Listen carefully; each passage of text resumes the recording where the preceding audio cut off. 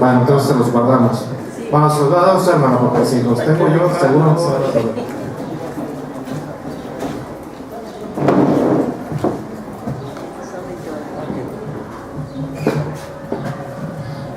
Bueno, hermanos, en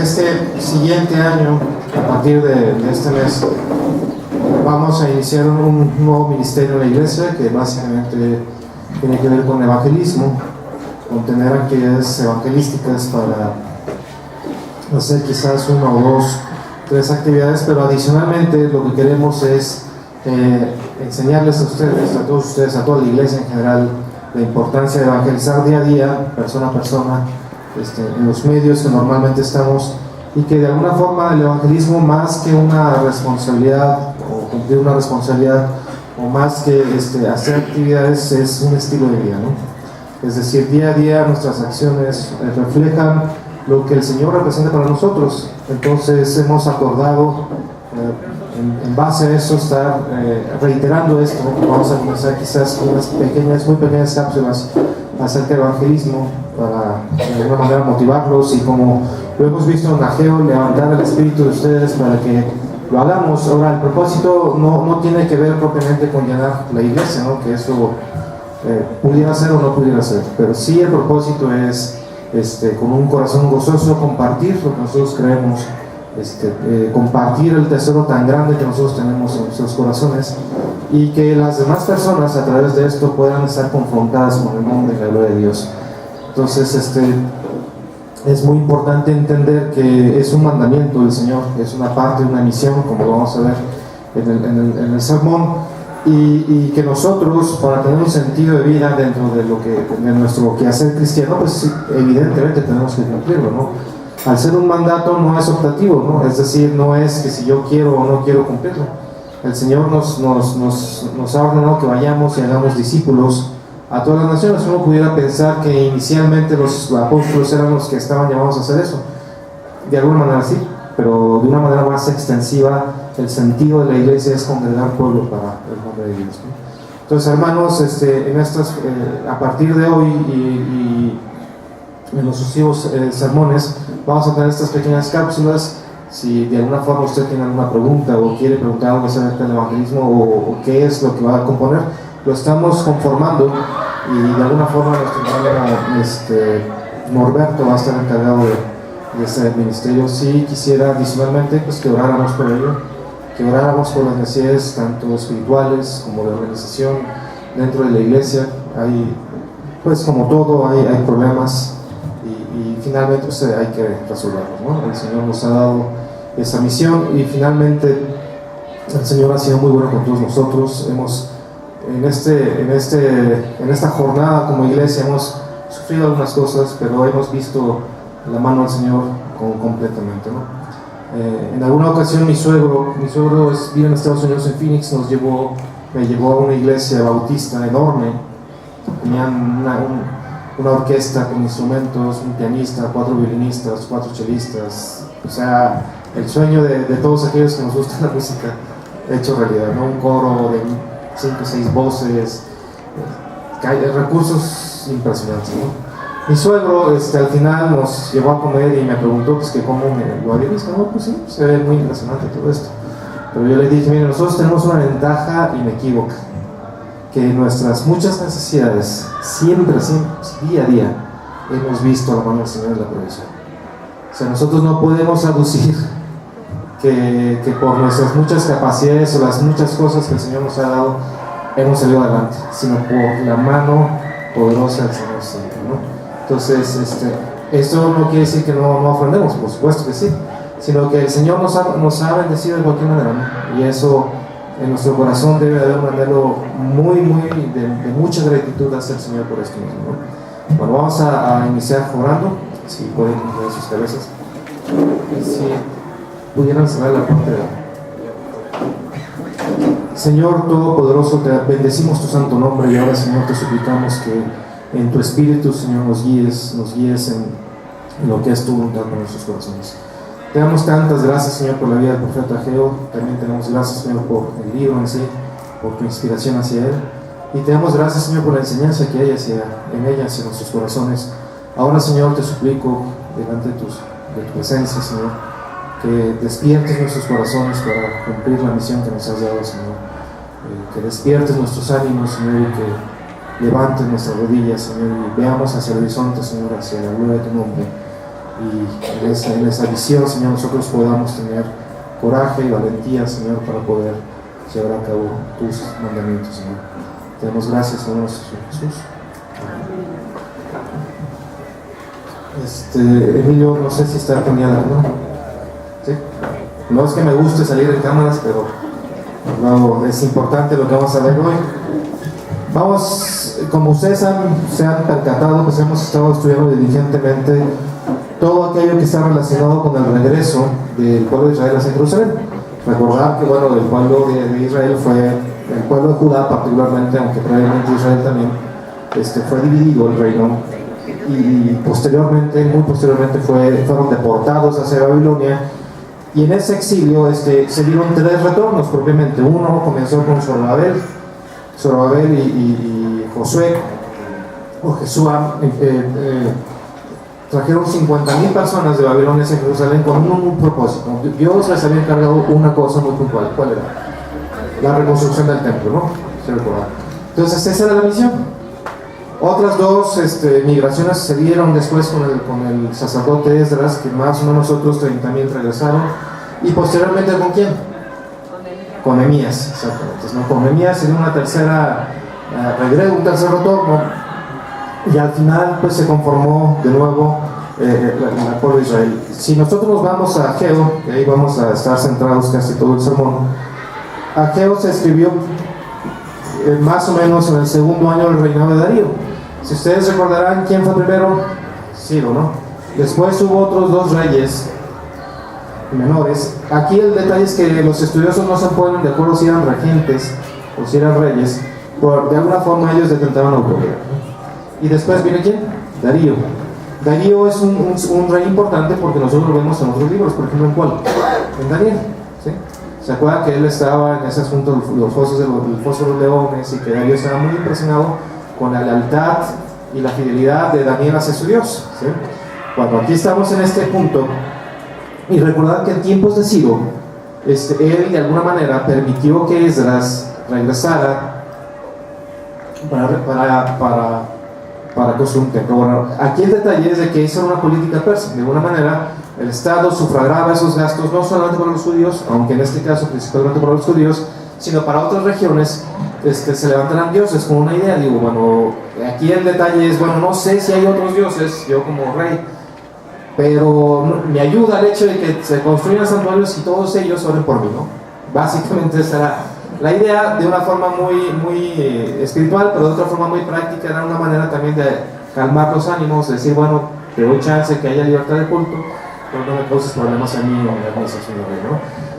En este sentido, Israel o Judá, en este caso Judea, está en una satrapía o una administración, y de alguna manera ellos tenían que rendir tributo con la condición de tener cierta libertad administrativa, ¿no?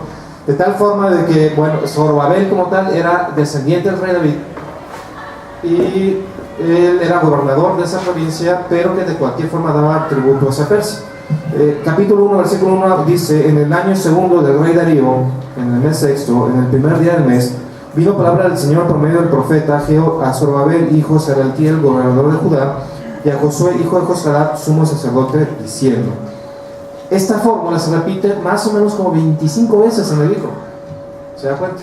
O sea, este libro son 2 capítulos, muy cortos capítulos, y en esos 2 muy cortos capítulos que se extienden más o menos en un periodo de 15 meses, todos los 4 mensajes de este libro tienen que ver con que Dios está hablando directamente acá. Y el profeta Ageo es muy prolijo en estar diciendo el Señor, el mensaje del Señor, o el Señor declara esto. Dicho de otra forma, lo que Dios está hablando vívidamente en ese momento es esto. Y el primer mensaje es ¿para quién?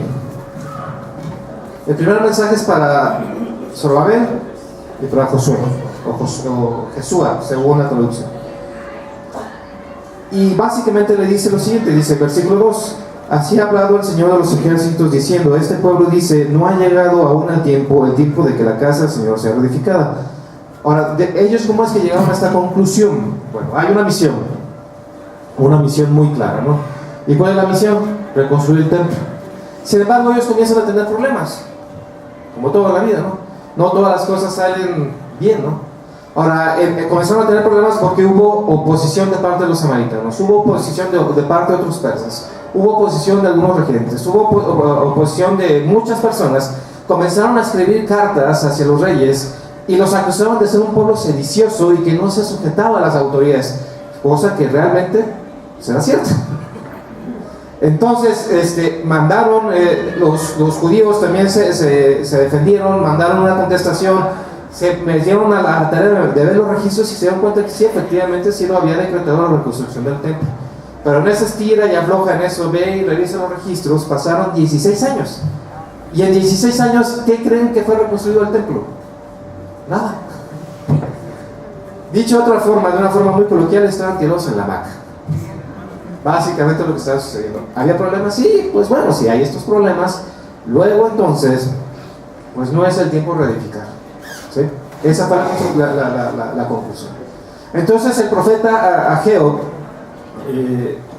es nombrado por Dios para que estas personas fueran exhortadas y decirles, no es que el propósito haya cambiado, no es que la visión haya cambiado, no es que la misión de ustedes haya cambiado. Entonces, ¿qué están haciendo? 16 años sin hacer nada. Bueno, sin hacer nada en la misión que el Señor les había encomendado. Sí estaban 16 años haciendo ¿qué? Reconstruyendo sus casas. Y sus casas estaban muy bonitas, al parecer. Entonces, finalmente ellos se distrajeron por los afanes de esta vida y obviaron la misión. Básicamente. El segundo mensaje está en el capítulo 2. Dice, en el mes séptimo, a los 21 días del mes, vino palabra del Señor por medio del profeta Ageo. O sea, más o menos eran un mes y medio, un año más o menos.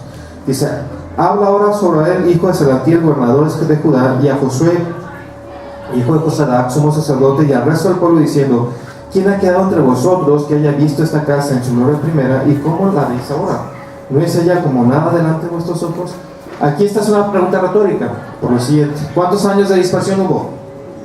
70. ¿Cuántos años de no hacer nada? Otros 16. Básicamente habían pasado como 80 años. ¿Cuántas personas vivas habían visto el primer templo de Salomón? Pues muy poquitos. Digo, aquellos que tuvieran 80 y tantos años, 90 y tantos años, 100 años por ahí, pudieron haber visto ese templo. Y ese templo era fastuoso, había columnas, había dinteles de oro, había ornamentos de oro, estaba lleno de marfil, era majestuoso. Entonces ellos veían eso y veían los materiales que tenían de alguna manera provistos por los persas para la reconstrucción del templo. Decían, pues bueno, ¿aquí qué? O sea, ¿cómo va a ser el templo? Y aquí en el segundo mensaje de Ageo, él les dice, el punto no es cómo va a quedar el templo, el punto es de que la gloria de quién lo va a llenar, la gloria de Dios. Y no lo vean aquí, porque Dios ya estaba proyectando su plan, evidentemente, ¿no? La importancia de la reconstrucción del templo, ¿cuál era? ¿Quién iba a venir a ese templo? El Mesías, el deseado de las naciones iba a venir. Entonces ya la visión de Dios iba muy directamente hacia dónde, hacia el retorno del Mesías, hacia que el Mesías iba a venir a Jerusalén. Y adicionalmente, de alguna manera, está confirmando el hecho primero de que el Señor había renovado su pacto con ellos como nación, y que de esa nación iba a nacer ¿quién? El Mesías. Y que adicionalmente en el templo iba a estar el Mesías. Entonces, ¿era importante la reconstrucción? Sí. Hermanos, muchas veces nosotros perdemos el ánimo porque vemos la misión de Dios y la vemos muy lejana. Pero el Señor ya tiene todo el panorama listo. Nosotros no lo tenemos propiamente. Él lo tiene. Tiene la visión totalmente adecuada de qué es lo que Él va a lograr con las cosas. ¿Y nosotros qué hacemos? Porque no lo vemos, entramos en ¿qué? Desánimo. Sin embargo, aquí le está diciendo, no se desanimen. No se desanimen. El Señor ya tiene un plan con este templo y la gloria de este templo va a ser mucho más majestuosa. Porque por la presencia del deseado de las naciones y porque la gloria de Dios lo va a llenar. No quizás en este periodo, pero sí en el reino milenial. ¿Cuántos miles de años van a pasar? Muchos. Pero la gloria de Dios va a estar ahí presente. ¿Se da cuenta? Esa es la intención de esto. Ahora, del capítulo 10, del versículo 10 al versículo 19, hay otro mensaje. Y de alguna forma está reprendiendo la infidelidad del pueblo. ¿Por qué? Porque el hecho de que yo me desanime con esta situación, que yo pierda la visión, que yo pierda la misión, Dios lo entiende como una infidelidad. ¿Por qué? Porque estamos confiando en el resultado propiamente. Y nos estamos dejando guiar por el resultado, no por el que nos provee la misión. Y en este caso, ¿quién proveyó esa misión? Dios. ¿Y cuál es la responsabilidad del pueblo? Confiar en que Dios tenía ya todo cubierto. Y que finalmente, ¿va a haber obstáculos? Sí, va a haber obstáculos. Pero esos obstáculos no son determinantes porque la gloria del nombre de Dios está de por medio. Entonces, si usted me sigue en el versículo 10, dice: a los 24 días del 9º mes, en el 2º año de Darío, vino palabra del Señor por medio del profeta Ageo, diciendo: así ha dicho el Señor de los ejércitos, pregunta ahora a los sacerdotes acerca de la ley, diciendo. Y aquí ya comienza con una serie de supuestos. Bueno, si finalmente las cosas profanas se contaminan con las cosas, las cosas santas se contaminan con lo profano, pues va a ser profano. Y de alguna forma lo que le está diciendo es que ustedes profanan el nombre de Dios, entrando en desánimo, perdiendo el sentido de la misión que ustedes tienen. Ya al final, los últimos 4 versículos, del 20 al 23, está hablando de una promesa muy puntual. ¿Hacia quién? Hacia Zorobabel. Ahora, aquí lo que está de alguna manera profetizando lo siguiente, dice: vino por segunda vez palabra del Señor a Ageo a los 24 días del mismo mes, diciendo, o sea, en el mismo día hubo 2 revelaciones. Dice: habla Zorobabel, gobernador de Judá, diciendo: yo haré temblar los cielos y la tierra, y trastornaré el trono de los reinos, y destruiré la fuerza de los reinos de las naciones, trastornaré los carros y los que en ellos suben, y vendrán abajo los caballos y sus jinetes, cada cual por la espada de su hermano. En aquel día, dice el Señor de los ejércitos, te tomaré, oh Zorobabel, hijo de Salatiel, siervo mío, dice el Señor, y te pondré como anillo de sellar, porque yo te escogí, dice el Señor de los ejércitos. ¿Qué es lo que le está prometiendo a Zorobabel? Porque aquí está hablando de un día futuro. ¿De qué día está hablando? Del día en que las naciones se van a reunir cerca de Jerusalén, en un valle que se llama Armagedón, Megiddo. Van a reunirse 4 ejércitos, van a pelear y van a ver al Mesías descender de los cielos. A eso se está refiriendo. ¿Qué le está prometiendo a Zorobabel? ¿Él va a estar ahí? No. Lo que le está prometiendo a Zorobabel es que un descendiente de él va a estar ahí. Lucas capítulo 3 habla de la genealogía de María propiamente. Y si usted toma la previsión de leerlo, se va a dar cuenta que nuestro Señor Jesús, físicamente, en su lado humano, ¿es descendiente de quién? De Zorobabel. ¿Se da cuenta? ¿Usted qué pensaría? Ya a usted no le tocó, pues, pero ¿usted qué pensaría si uno de sus descendientes llega a ser presidente de la República? Pues qué honor, ¿no? Qué distinción. Mejor aún, uno de sus descendientes llega a ser rey de Inglaterra. Un poco más complicado, pero bueno, sería una distinción, ¿no? Ahora, ¿qué sentiría usted si uno de sus descendientes es el rey del universo? ¿Verdad? Es exactamente lo que está prometiendo Zorobabel. Ahora, aquí el Señor le está prometiendo a Zorobabel, ¿basado en qué? ¿En lo que Zorobabel es? No, en su misericordia, como el Señor hace todas las cosas. Bueno, hemos visto básicamente un resumen del libro de Ageo. Sin embargo, quisiera enfocar esto un poquito más a nuestra vida actual, porque finalmente el Señor nos ha dado una misión a nosotros como hijos de Dios, ¿no? Como seres humanos tenemos una misión muy clara, ¿no? Primero, como seres humanos, es buscar primeramente el reino de Dios y su justicia. Porque ¿de qué le sirve al hombre ganar todo el mundo y perder su alma? Entonces nuestra primera misión como seres humanos es el reino de Dios. Como segunda misión, ya ahora como creyentes, aunque esa misión no va a ser para todos, bueno, pero primero tiene que ver con el gozo. Nosotros como creyentes tenemos que tener gozo en cualquier circunstancia. Porque si nosotros no tuviésemos gozo, ¿qué nos diferencia de las demás personas? Y al final, en ese gozo, nosotros ¿qué es lo que debemos de tener? Hacer, congregar pueblo para nuestro Señor. Tres cosas, tres aspectos muy importantes para el ser humano. Uno tiene que ver evidentemente con su nuevo nacimiento, que no es voluntad del hombre, no es porque yo quiera hacerlo, es un don de Dios, es una concesión de Dios y es voluntad del Señor. A quien Él desea salvar, Él lo hace.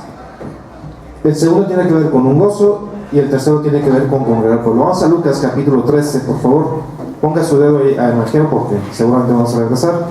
Lucas capítulo 13.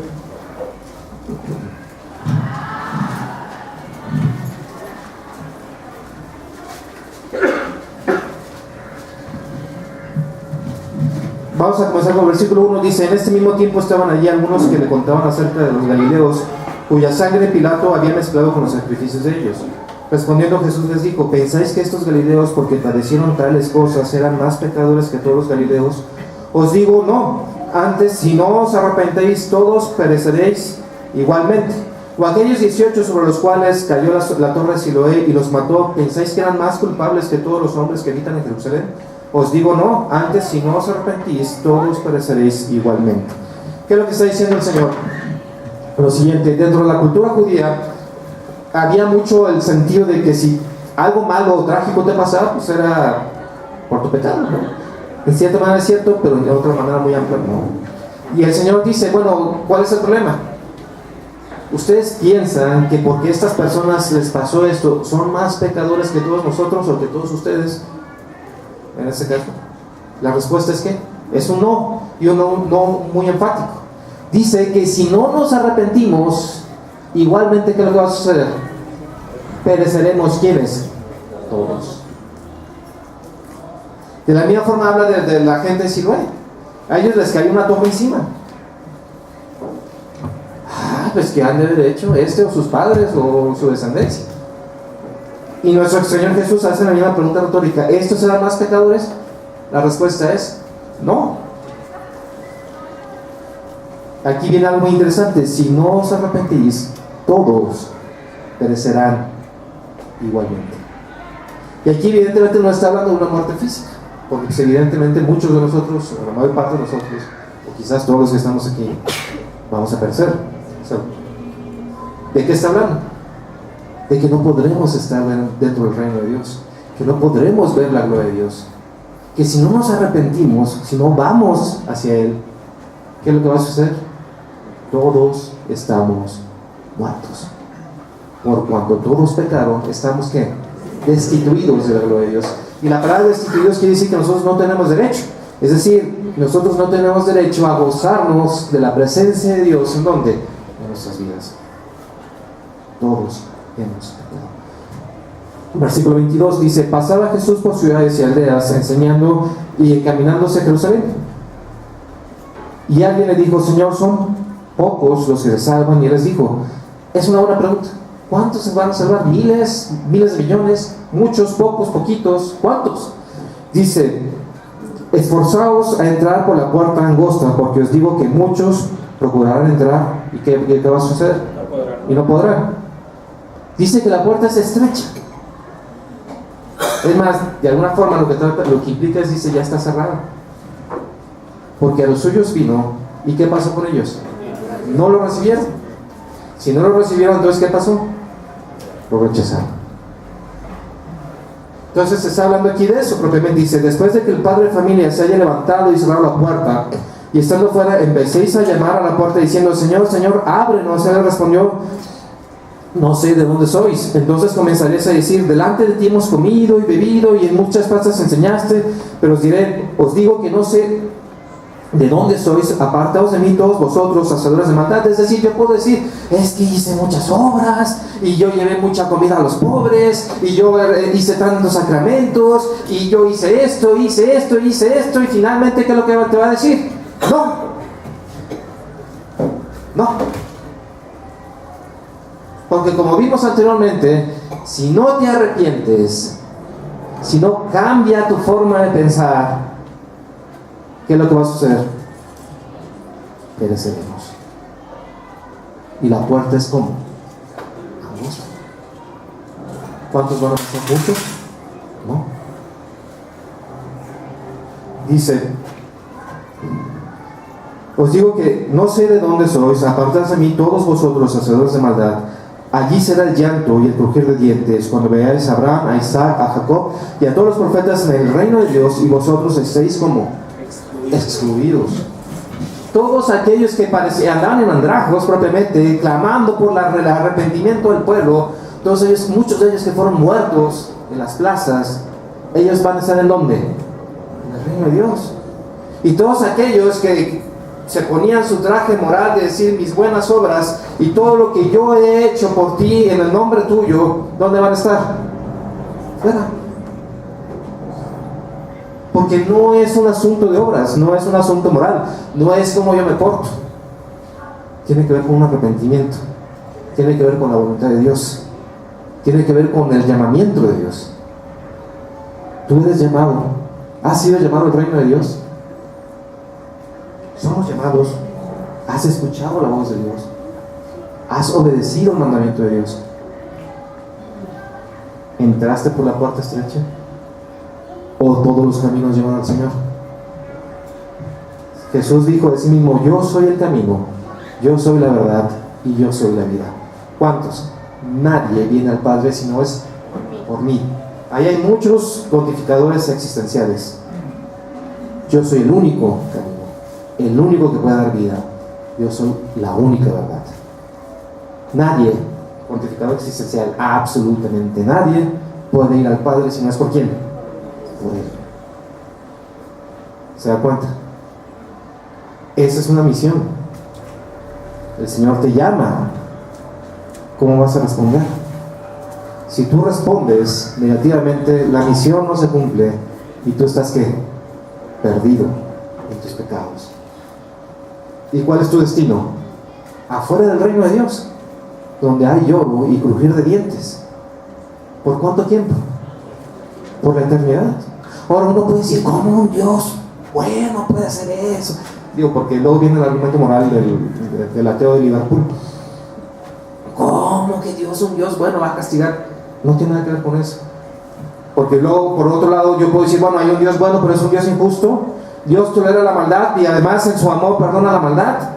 Dios no puede pasar por alta la maldad. Y Dios dice que todos somos malos. Si Dios quiere, si nosotros clamamos que Dios resuelva el problema de la moral, implicaría que rayara la tierra y murieran todos los seres humanos, porque todos somos malos. Y usted dice: ay, ¿cómo? Digo, es tan simple como darse un paseo por los diarios todos los días, ver los videos. Nosotros vivimos en un país lleno de violencia. El punto es que ya nos hemos acostumbrado. El mundo está lleno de violencia. Miles de muertos. Cosas que son innombrables, suceden día a día en las familias, con los hijos, en las escuelas. Recién ahora estaban hablando la esposa de John, Lorena, sobre que les mandaron llamar a la niña, su hija está en sexto, primera, secundaria o sexto. Les mandaron llamar a los papás porque ya los niños a esa edad se drogan con inhalantes, hacen ciertas cosas ya de índole sexual. Estamos hablando de chamacos de 11, 12 años. Lo hacen en nuestros ojos. Nosotros ya lo tomamos como normal. Y dice el Señor, en su amor, en su justicia, todos los hombres están separados del amor de Dios. ¿Y dónde está el amor de Dios? Mas Dios muestra su amor para con nosotros, en que siendo como aún pecadores, Cristo murió por nosotros. El amor de Dios está plasmado ¿en dónde? En una cruz. Y los brazos abiertos del Salvador ahí están y te llama. Por eso no puede ser de otra manera. Porque Dios murió ¿por quién? Por nosotros. ¿Quién merecía morir? Usted, yo, todos los aquí presentes. ¿Y quién murió? Jesús. nuestro Señor Jesús, el que no conoció pecado, por nosotros fue hecho pecado. ¿Para qué? Para que fuésemos justicia de Dios. ¿En dónde? Por eso no hay otro nombre bajo el cielo dado a los hombres en que podamos ser ¿qué? Salvos. Segundo punto, Lucas capítulo 6, por favor.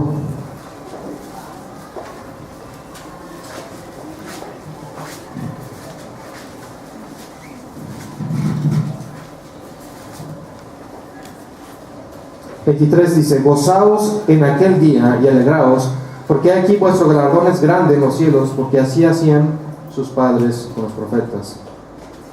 Ya está hablando de las bienaventuranzas, y de alguna forma está diciendo que nosotros nos gocemos y nos alegremos cuando ¿qué?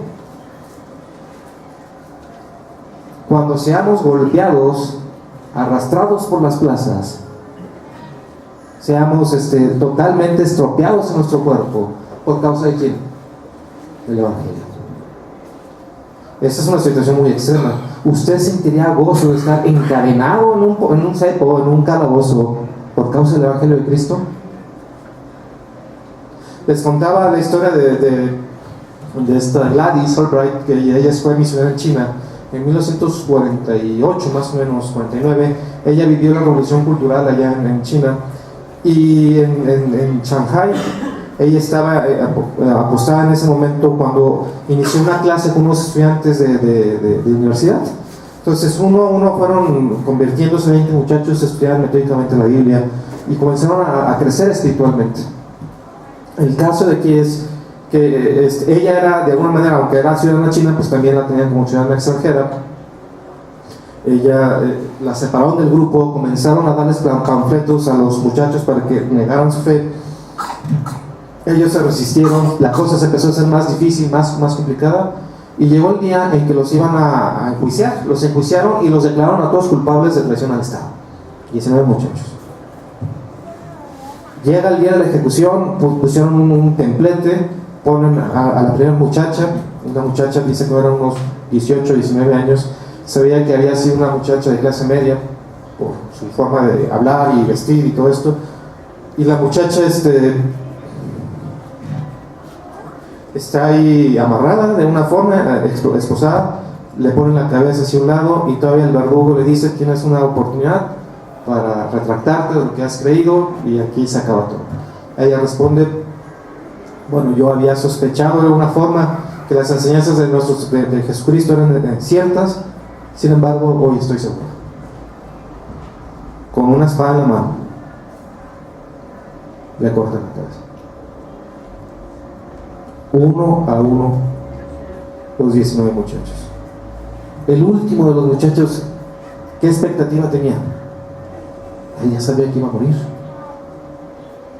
Ya lo sabía.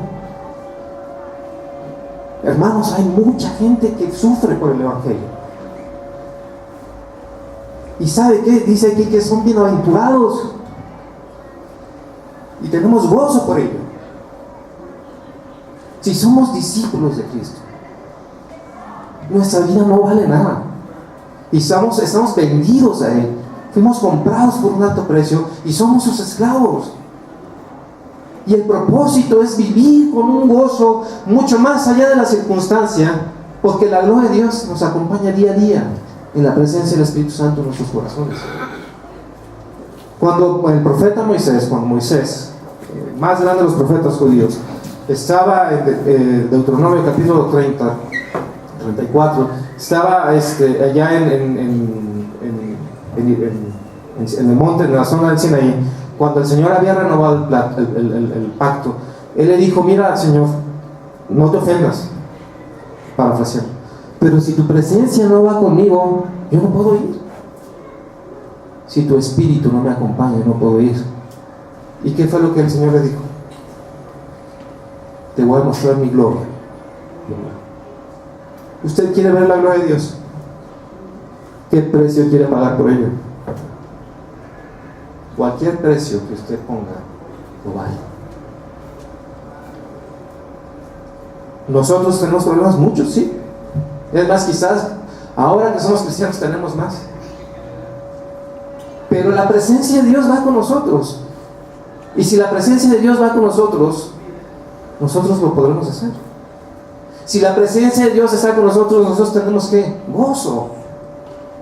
Entonces la misión del Señor para nosotros es que nos gocemos y no que nos distraigamos con las circunstancias del mundo, porque es lo que son distracciones, son afanes, son ansiedades.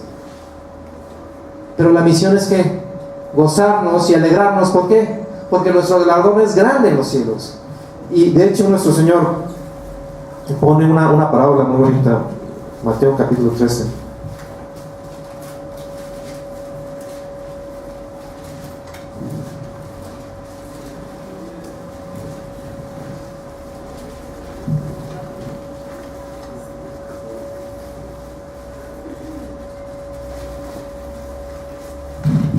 Dice 13:45, también el reino de los cielos es semejante a un mercader que busca buenas perlas, y que habiendo hallado una perla preciosa, fue y vendió ¿qué? Todo lo que tenía. ¿Y qué hizo? La compró. El reino de los cielos es el tesoro más grande que nosotros podemos tener. ¿Qué es lo que tenemos que hacer? Desprendernos de todo. Desprendernos de todo. De sus ansiedades, de todas aquellas circunstancias que le roban el gozo. ¿De qué más? El pecado. Todo eso es un lastre. Somos extranjeros y peregrinos, y así tenemos que vivir. No somos de este mundo. No se acomode aquí. Su morada no es aquí. Su morada va a ser ¿en dónde? En la presencia del Señor. ¿Cuánto tiempo? Ahora dice aquí adicionalmente que no hay alguien que haya dejado madre o padre o cualquier otra cosa, que en el reino de los cielos va a ser ¿cuánto? Hasta multiplicado por 10.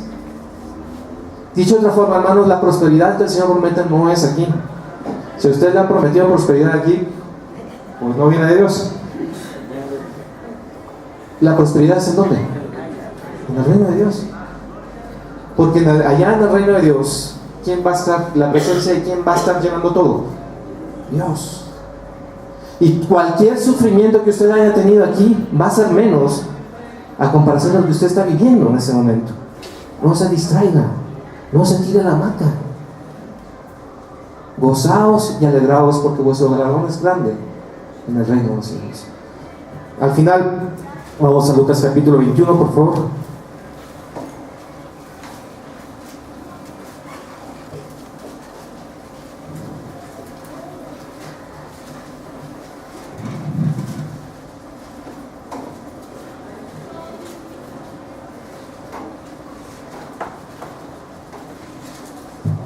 Dice, pero antes de todas estas cosas, está hablando de, fíjese, dice, habrá grandes terremotos y diferentes lugares habrá hambre. ¿Se acuerdan que en Ageo dice que Él va a sacudir los reinos de los cielos? Los reinos de la tierra. Dice, pero antes de que todas estas cosas os echarán mano y os perseguirán y os entregarán a las sinagogas y a las cárceles, y seréis llamados ante reyes y ante gobernadores por causa de ¿qué? De mi nombre.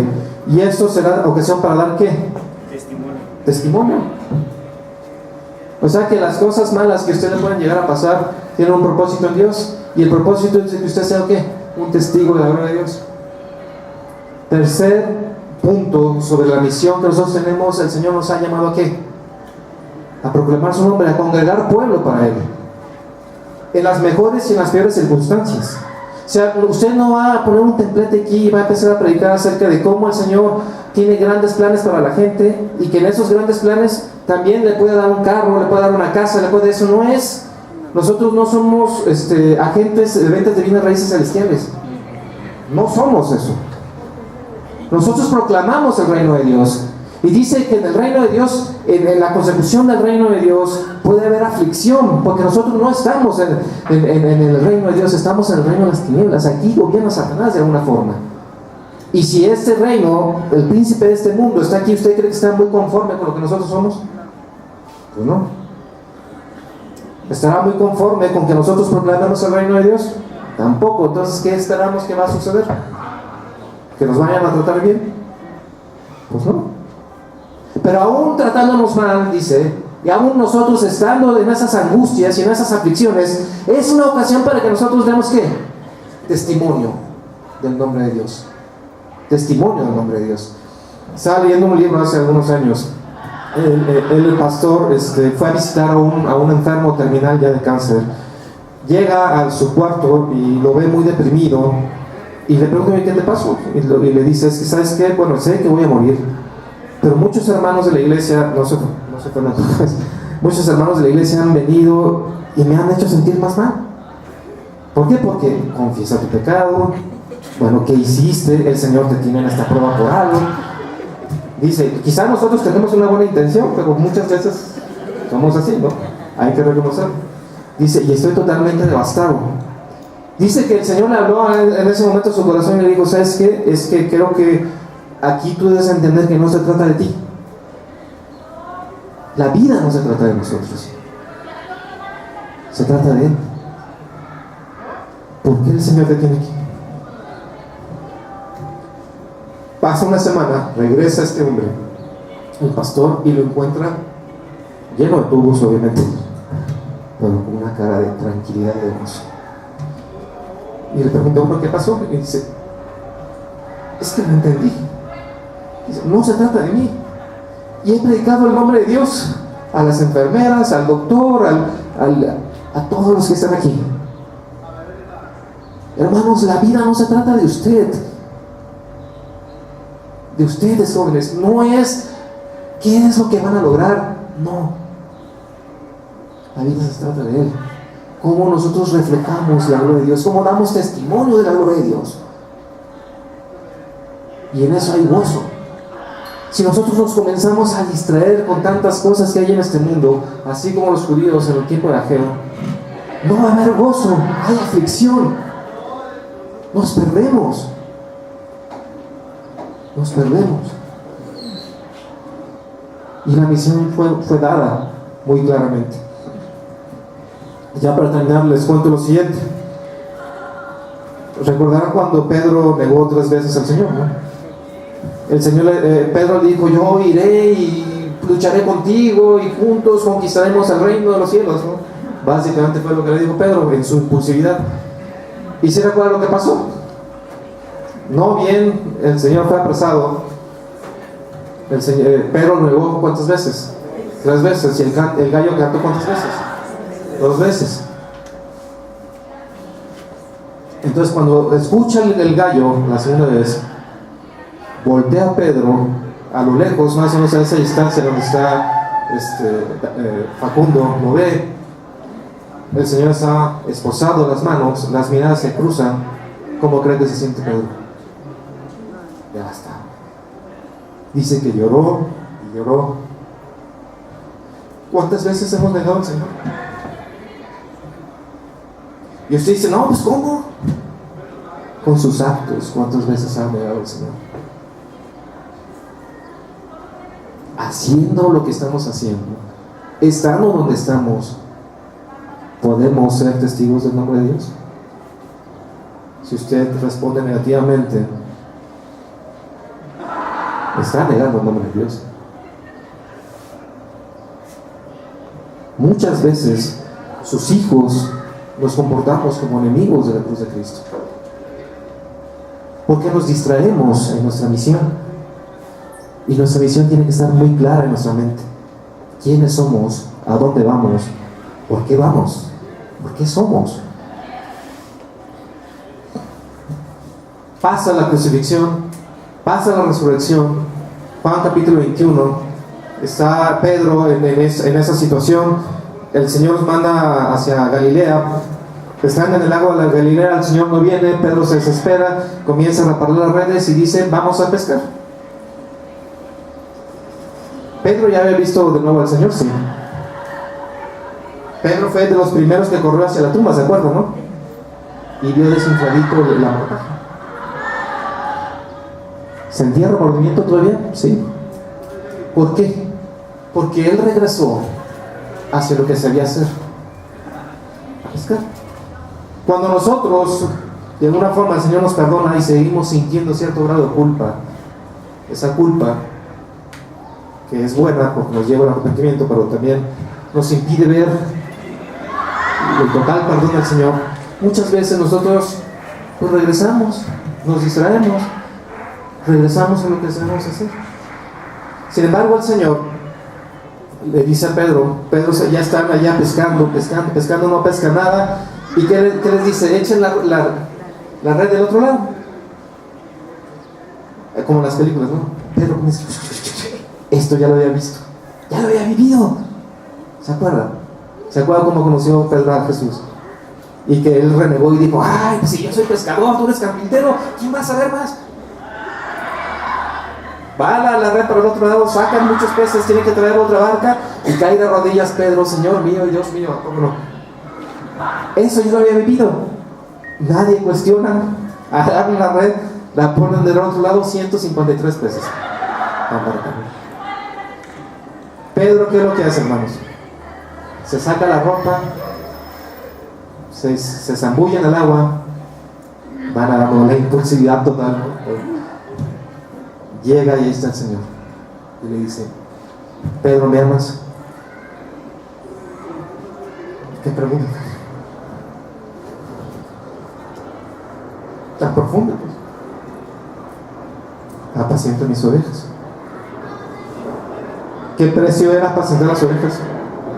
Mucho. La vida misma te puede consumir en eso.